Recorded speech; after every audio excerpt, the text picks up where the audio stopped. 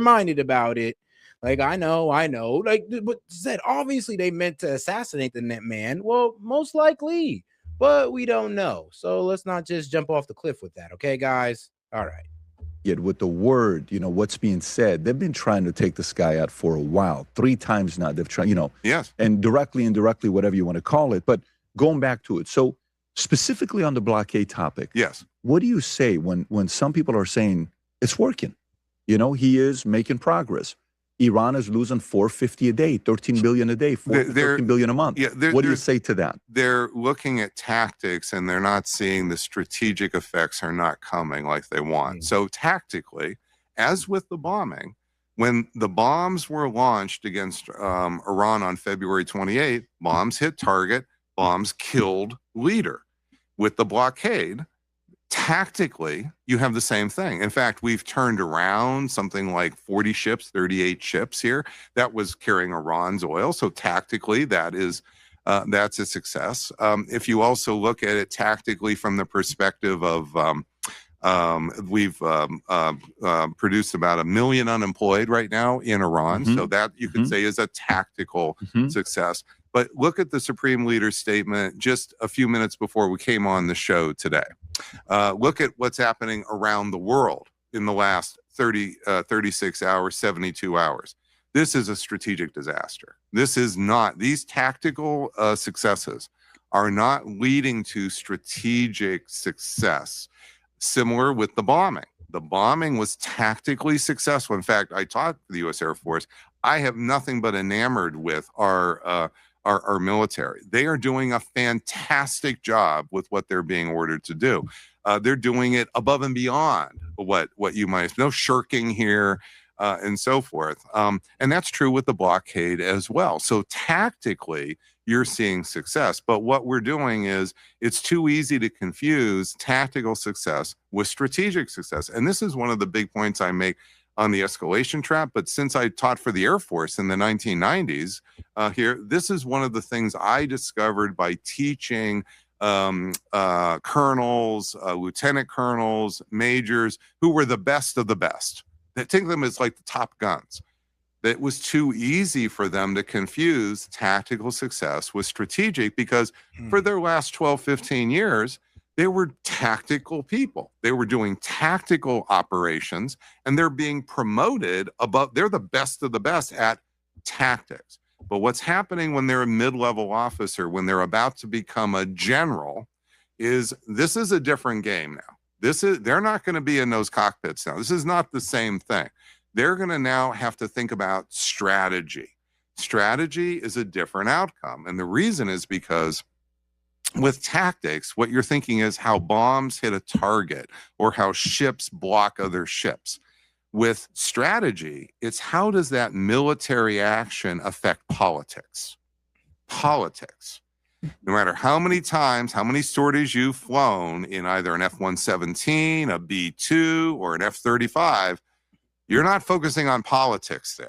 That's just not. I mean, that's true. And it shows. Actually does show with our strategy because what we're saying, I mean, like, guys, if you just, like, what they're saying they want to do to Iran to get the Iranian people to turn against the regime is only going to make the people side with the regime. And it's kind of crazy how they don't see that. And I mean, Professor PAPE is explaining it well, how they don't see it. They're not really understanding the politics of it. Like I said, when we got our Secretary of Treasury, Scott Bessent, out there pretty much saying that we're imposing sanctions on you, purposely destroying your currency for the whole world to read. How do you think that makes the Iranian people feel towards the Americans? And then there's a lot of Iranian people that didn't even know that we are the cause of their economic struggle, but now they do. And we were hiding that under the facade, under us not being in a kinetic war with them, under us putting these sanctions on, and all the people have to blame is the Iranian government. And the only people that really know what's really going on is the people in the government. So you guys got to understand where, yeah, we're trying to put punishment on them, but all we're doing is pushing them further towards the regime, and we're vindicating the regime. Not happening. When you're suddenly now in the game of strategy, it's if I do X to the enemy, what is it going to do politically to the enemy? This isn't just a matter of how many launchers I'm taking down. That's my lane. That's what I deal with in bombing to win. My work on economic sanctions and blockades, which is another 30 years of work here, is also about the same thing. It's not just how to work. I know a lot about the details of the tactics. I have to. But what my lane and what I'm talking to the White House is about is not how to rearrange what the military does. They're the best of the best. I know, because I have been there up close and personal with them. It's about when you do X, what's that going to do politically to the target? That is not something you learn when you're in deployment in Fallujah. That's just not what's going on. Now you do. And yet, I mean, one of the best examples of what he's talking about is, all right, the fact that we thought that Iran was just going to sit around and, for the naval blockade and just and they're just going to let us stranglehold their economy. No, they're going to sit there and they're going to start recklessly bombing, recklessly throwing missiles at the regional our regional allies, our Gulf region allies, which they did when we pretty much didn't want to release a naval blockade. They attacked the UAE. So it already shows that, the more pain we try to push on them, the more they're willing to show that they're willing to escalate this entire conflict. So he's right. The problem is we keep on thinking that we're going to bend these guys to our knees with bombs, but we're only making them more emboldened to do something reckless. Actually learn more about it over time. And when you start to study it, as I do, a lot of those deployments, people will start to make some analogies, which is, oh, yes, now I see that when we started out in 2004 and we had these more heavy-handed tactics, we were actually producing more terrorists than we were killing. And that was back then in 2003 and 4. That was the big issue. I was engaged. Producing more terrorists than we're killing. I mean, yeah, that makes sense. I'm telling you, bro, it's kind of funny because I've been said we did that. If you just recklessly bomb a country, you're going to become the villain of that country. You're not going to be a liberator. You're going to be the oppressor. And there's going to be people who had no hatred in America in their heart until you bombed their house and killed their entire family, or until you killed one of their friends. I mean, there was no hatred in their heart until our military action or reckless military action that creates these terrorists. And that's how and this is what you guys got to understand. You got to understand how terrorists are created and why Middle Eastern intervention only creates more terrorists. And there's only two options here. It's either you do what the terrorists acts and actually hear them out, or you kill them all. So you ain't got to hear nothing. So like I said, only two options. And you see what Israel's doing with Hamas. Instead of actually listening to the plight of a two-state or one-state solution, they said, F it, we'll just kill you all. I mean, same thing with Lebanon. Instead of just leaving you guys alone and understanding that not Hamas, but Hezbollah is only there to keep us away, we'll just leave you alone. But instead of doing that, no, we're just going to try to kill you all. I mean, those are the only two options, is either figure out what's making them mad or kill them all. Engaged with, which is, I want to kill terrorists. I absolutely want to kill terrorists. It's not that I want to let them off the hook. I want to know, how do I kill the current generation of terrorists without producing a second generation that's even bigger? And even Don Rumsfeld finally started to say, we're producing more terrorists than we're killing. That's why we changed strategy, not just tactics, but we literally changed our approach, and we ended up defeating AQI. And we did this through a political strategy by empowering the Anbar Awakening, who were this 100,000 set of Sunni tribes that were numbering 100,000. And we took a big risk here to get rid of AQI. What did we do? We gave them money. We gave the Sunni tribes money, not AQI. But when we gave the Sunni tribes money, this was a big risk, because maybe they would turn their guns on us. And I knew this up close and personal, because in February 2007, even though I was a critic of the war here, and I was saying we're doing so much wrong, I was invited to go to the 3rd Infantry Division in February 2007, speak to all 150 of their officers 2 weeks before they deployed to Baghdad. All right, now let's get into the last video here. Let's see here. Bombing never topples a regime. Yeah, I know y'all don't want to hear that, because y'all think we could just bomb these guys into submission, but yeah, that's not going to work. Like I said, boots on the ground for sure. But who's trying to do that? Not you, not me. Shoot, not even Trump. we've been taking care of the world for how long? You know, you go back and you think about China. China wouldn't be China. Oh, guys, make sure to double tap that screen and like the video, guys. If you have any question, comment, jokes, or disagreements, feel free to super chat it in or Venmo, or you can send a Rumble Red in, depending on where you're watching, guys. Appreciate the support. And like I said, make sure to smash that like button. Without Nixon and Soviet Union, because the triangular diplomacy, they were worried that Soviet Union was getting so strong. So let's open it up for China to get strong. We've been taking care of everybody. Yes, but let's look at how much we've gained compared to everybody else. So 1990, here, the Cold War ends.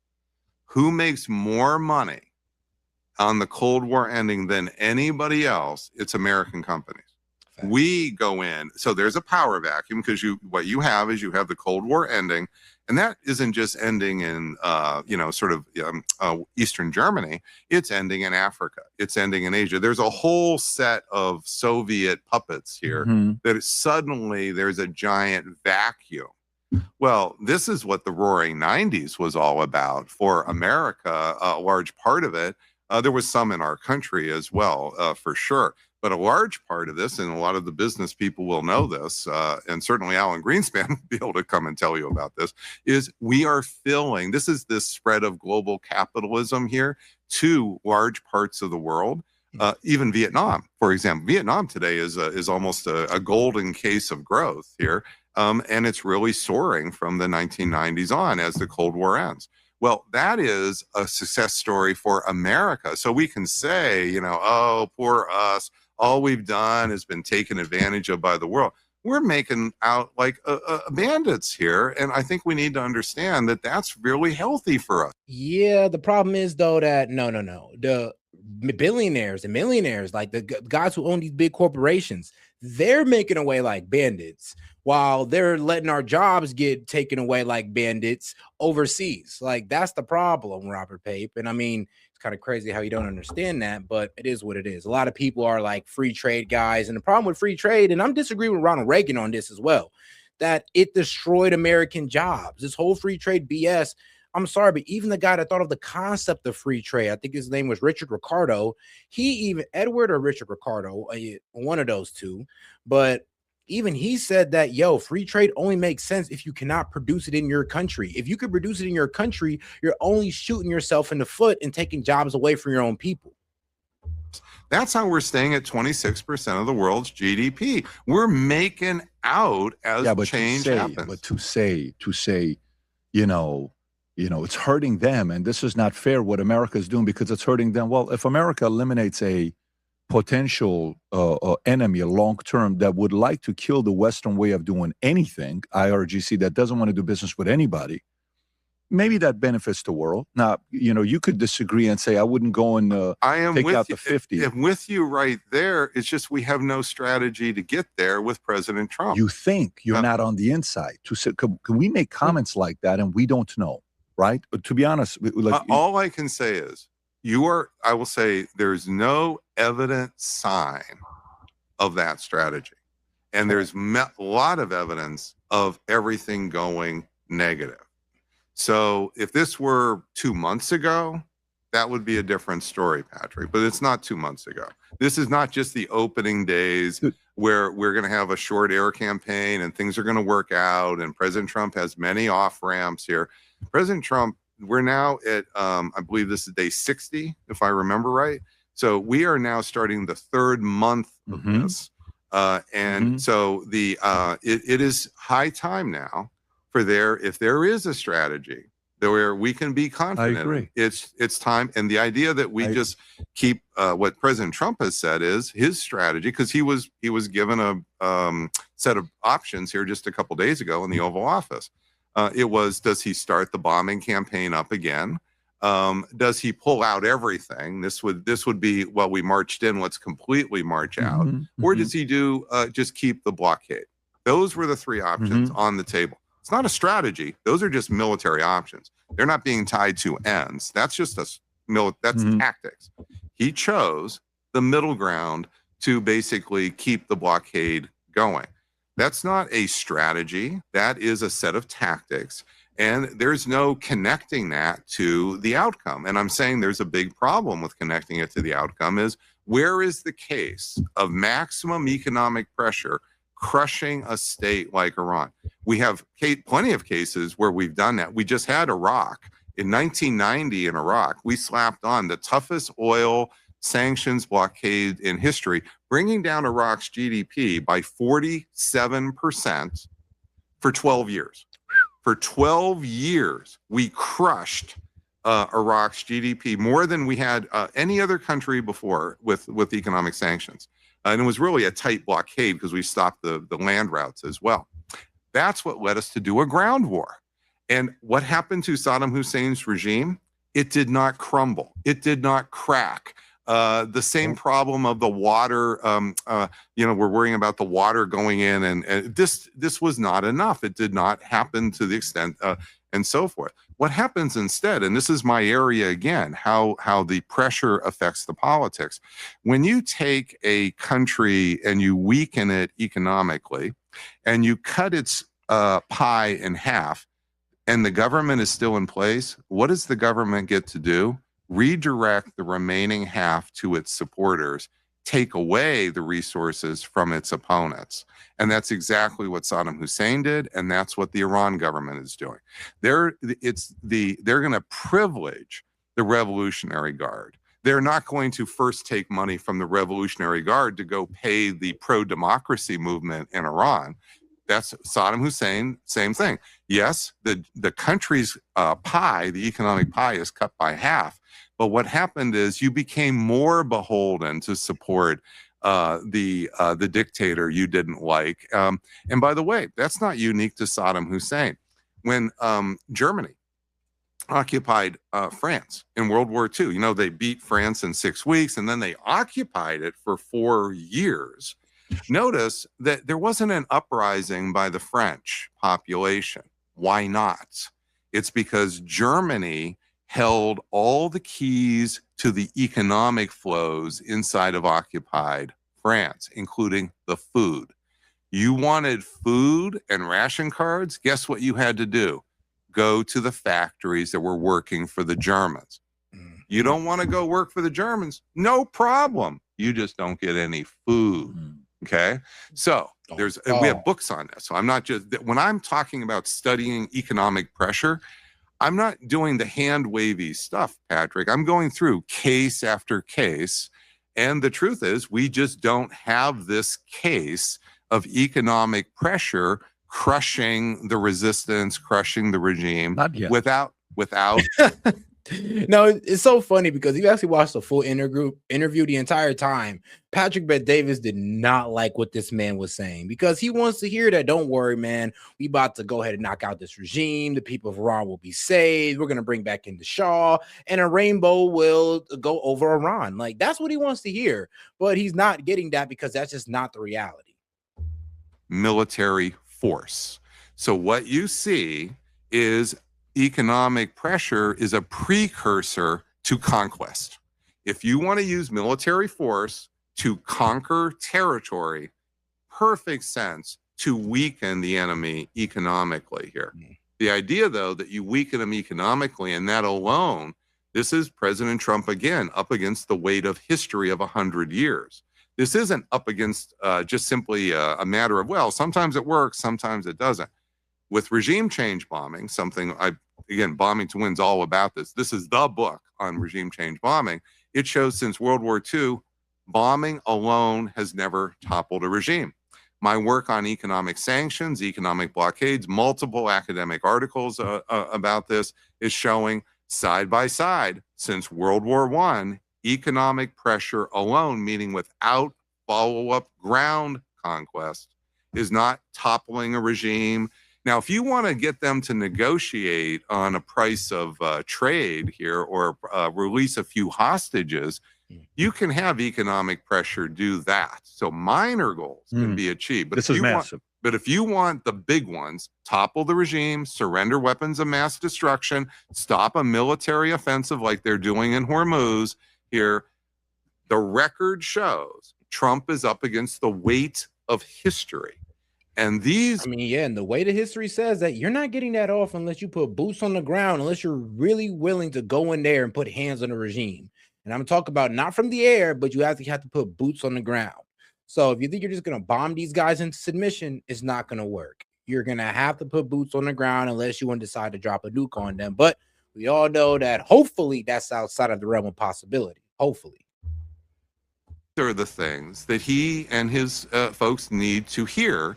And this isn't coming from somebody who's, the liberal goody two shoes, or somebody who's just trying to torpedo, You'd Trump like to see him succeed. Oh my God, I want to see, because so many. You would like to see IRGC fall. I would love to see the IRGC fall. I think it is one of the most evil regimes, and has become more evil that we have seen on our planet.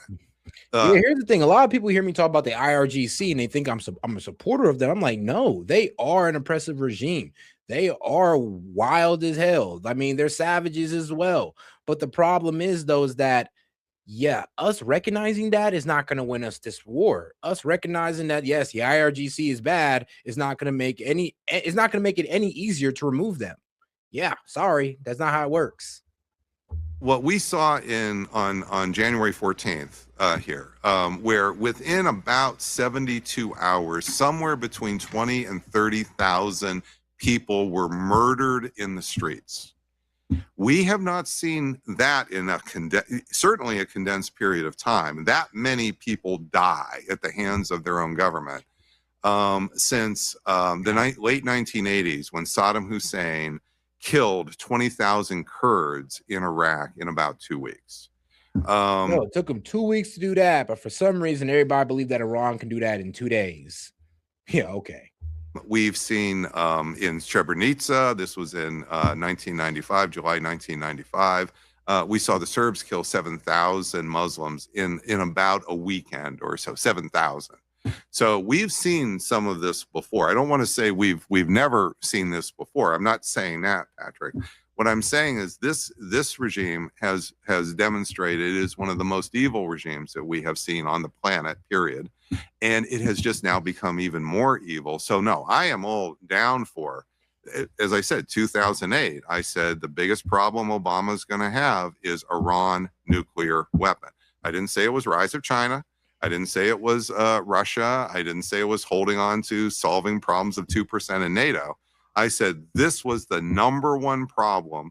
And I got to say, I was not part of the Obama administration, but everything I saw is he took it seriously. I mean, he kind of called it and he nipped it in the butt. I mean, got to keep it real. Obama definitely took care of the whole, them enriching, because since that deal kept them at that 3.67%, we wasn't worrying about it until Trump ripped it up. So you got to give it to Obama on that, guys. And trust me, I know Obama did his bullshit in the Middle East as well. But when it comes to, making sure Iran wasn't progressing towards a nuke, he did a pretty good job on that. Now, all right, now let's get over to this Pierce Morgan. Let's see if we have enough time for this. All right, we can see. All right, guys, make sure to double tap that screen, like the video, guys. You have any questions, comments, jokes, or disagreements, go ahead and send it in. If we get a good amount of support, I'll go ahead and I'll keep the stream going. We could try to finish up the whole video. But other than that, guys, like I said, make sure to subscribe to the channel and double tap that screen. I can't point and tell you it'll take 3 months or 3 years, but it's